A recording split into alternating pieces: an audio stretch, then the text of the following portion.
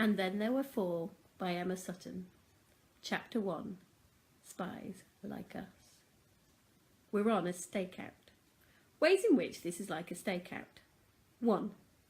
We're two adults sitting in the front of this car staring into space. 2. We are going out of our minds with the monotony of it. Cop shows know what the viewer wants: pace, action, adventure, not soul-sucking tedium, which is why they cut to the stakeout only seconds before something interesting happens. We have 23 more minutes of this. Not exactly addictive viewing.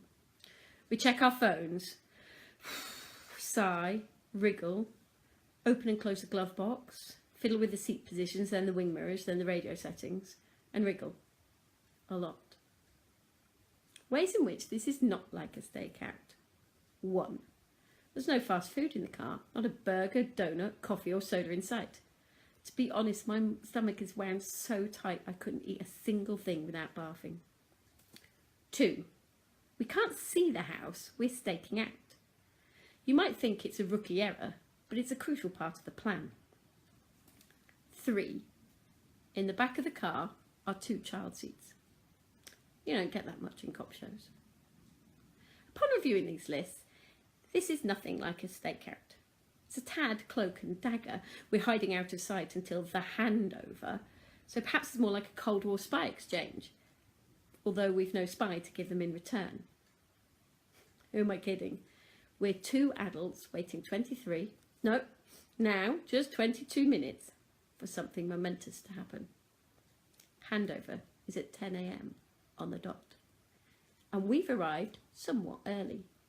I mutter somewhat, my husband snorts ridiculously, and as my fingers yearn to thrum impatiently on the dashboard, ridiculously seems to fit the bill. I'm always early, whereas my husband is more of an on time, his words, or cutting it superfine if not late, my words, kind of guy.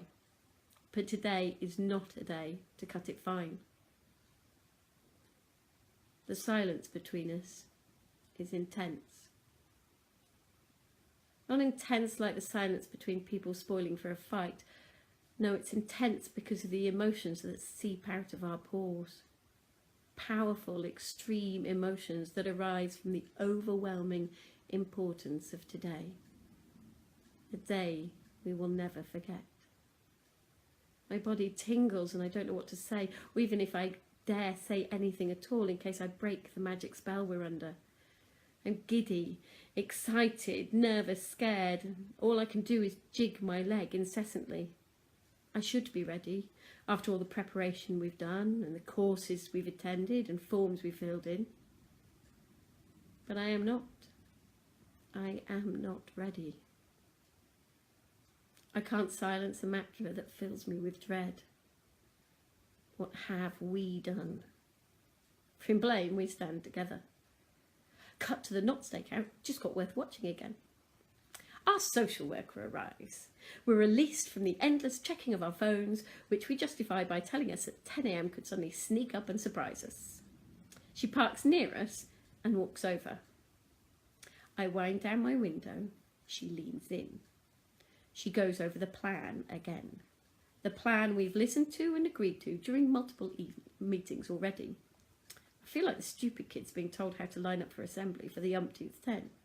No, we won't go in. Yes, we will act normal. Yes, we will stick to the plan.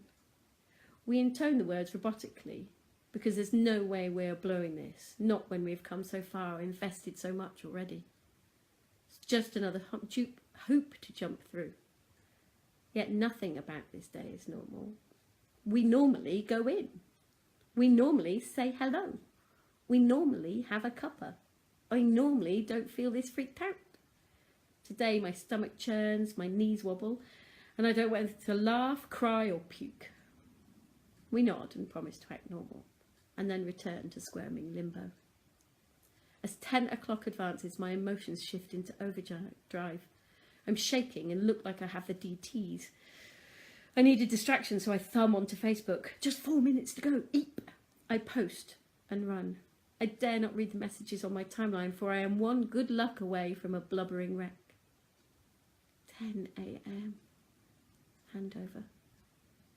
This is it. For 20 blurred minutes we've been stuck in time that wouldn't move. Now it has. Hundreds of seconds have crawled by and we're finally at the finishing line. I can barely breathe and I wonder if I'm about to wake up from an out-of-body experience. A shiver of relief courses through my body as we coast our car down the hill and onto their drive. We get out of the car and the doors clunk, clunk.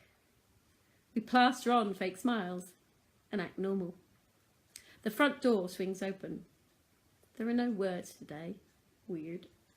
Just contorted expressions which I dare not engage with.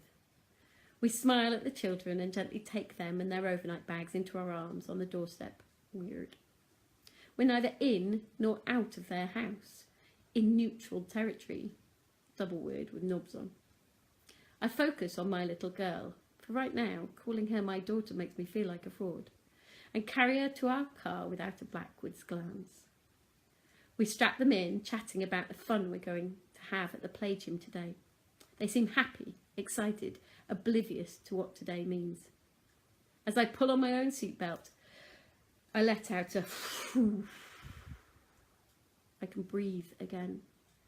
The deed is done and I want to drive out of here as fast as possible, to leave behind the tension and the anguish and the strangeness in a squeal of rubber.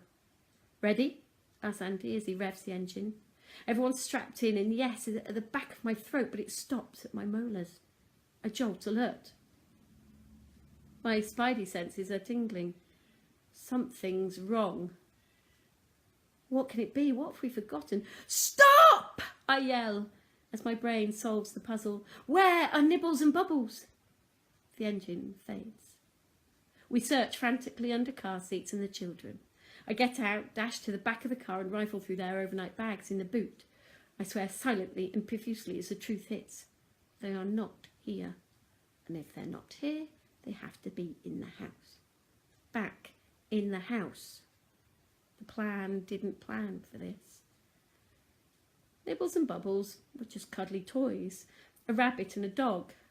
But saying they're just toys is like saying that today is just Thursday. They're the first things we ever gave to our children. Furry vehicles of hope and love, saturated with such meaning they are elevated to the status of gods. Our daughter has not let go of Nibbles and loves her obsessively. We cannot leave without them. I'll go, offers my husband, and I shrug him off in my frustrated impatience, a decision I will later regret.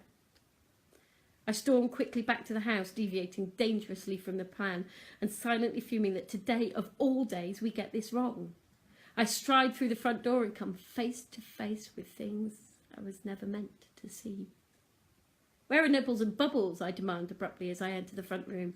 Ken turns away, wipes his face with his hands and starts scanning for the toys. But I've already seen too much. There is devastation here. Mary is crumpled against the wall, sobbing relentlessly, her knees buckled with the weight of this separation.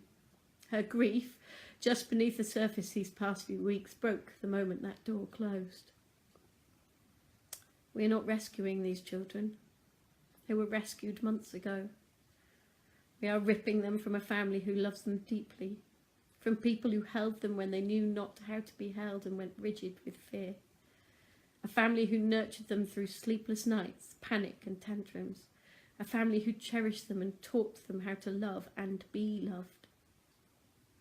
Mary made us promise that one day we would see the children again. That she would see the children again. Even if you're lying, she said, because she couldn't bear to think today would be the end. So we made the pact in a vain attempt to lighten her grief and assuage our guilt.